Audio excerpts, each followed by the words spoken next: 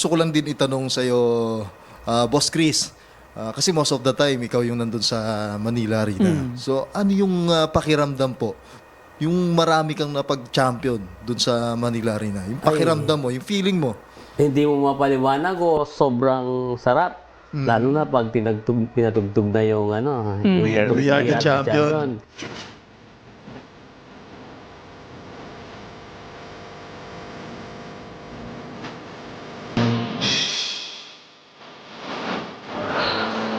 Talagang kikilibutan ka.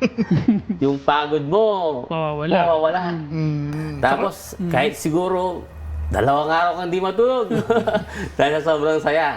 Kasi hindi rin biro no? Yung umpisa ng laban hanggang sa matapos, aantayin mo yung... Napakabigat ng labanan sa yun. palaro natin. Tapos pagdating sa dulo, tatanghalin kang kampiyon. Yun. So yun yung hindi Ito mo pa yung minsan, hindi mo ninaasahan. Wala man sa ano mo. Tapos bigla-bigla, ikaw yung tatanghalin solo champion. Yung pa yung partner, ha? Tapos tandod ka pa. Yung pag nag-champion sila, bibihira mo makikita na meron silang co-champion eh. Talagang Solo. Solo eh. Nag-iisa Solo. lang Pag lagi. nag-champion yung GMH protocol, bibihira mo yung makikita na may kadikit. Solo talaga. Katulad nun, no? Nung 2024, nung January, yung ating Master Breeders' Cup, 12 national umiscore sila. Sabi mo, 12 umiscore 12 sila stag. 11.5. Solo.